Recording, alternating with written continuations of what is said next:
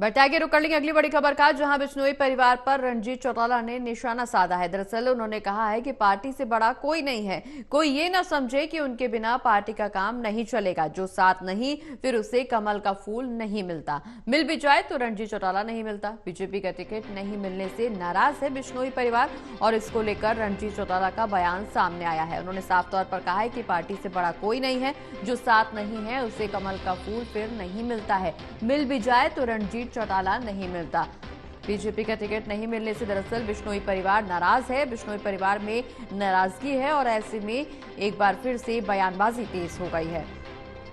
तो बड़ी खबर आपको बता रहे, जहां रणजीत चौटाला ने बयान दिया है कि पार्टी से बड़ा कोई नहीं है, कोई ये ना समझे कि उनके बिना पार्टी का काम नहीं चलेगा। दरअसल बीजेपी का टिकट नहीं मिलने से बिश्नोई परिवार नाराज है और ऐसे में अब एक बार फिर से बयानबाजी तेज हो गई है।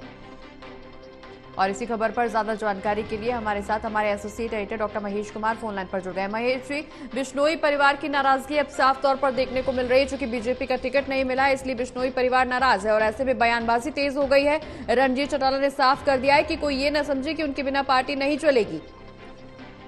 देखिए, साफ तौर से यहाँ पर निर्दलीय विधायक थे और उसके बाद मंत्री बनाए गए थे बिजली और जेल मंत्री हरियाणा सरकार में रणजीत चौटाला, और ऐन वक्त पर 1 घंटे पहले करीबन जो है भारतीय जनता पार्टी में शामिल किए गए और उसके बाद तुरंत उन्हें हिसार लोकसभा से भारतीय जनता पार्टी के टिकट से नवाज दिया गया। अब इसी फैसले से नाराज बिश्नोई परिवार लगातार नजर आ रहा है। बिश्नोई परिवार को ये लग रहा था कि भारतीय जनता पार्टी हिसार लोकसभा की टिकट उनका अधिकार है, लेकिन ये अधिकार उन्हें नहीं मिल पाया और इसी वजह से लगातार असहयोग यहाँ पर बिश्नोई परिवार की तरफ से देखने को मिल रहा था। बिश्नोई परिवार जो है लगातार दूरियां बनाया हुआ था चुनाव प्रचार से। किसी भी तरीके का जो बिश्नोई समर्थक हैं वो योगदान नहीं दे रहे थे चुनाव प्रचार में, कोई भूमिका अदा नहीं कर रहे थे और यही वजह है कि यहाँ रणजीत चौटाला की जो नाराजगी लगातार बढ़ती हुई जा रही थी।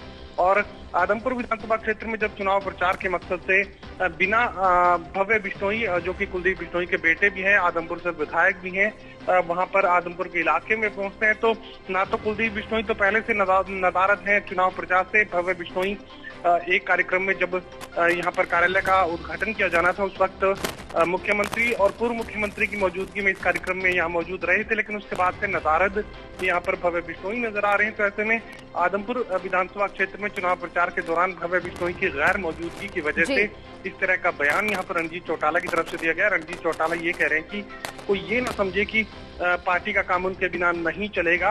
अगर ये पार्टी का साथ नहीं देंगे तो कमल का निशान भी फिर इनका साथ नहीं देगा, और कमल का निशान अगर इनका साथ दे भी दे तो रणजीत चौटाला इनका साथ नहीं देगा।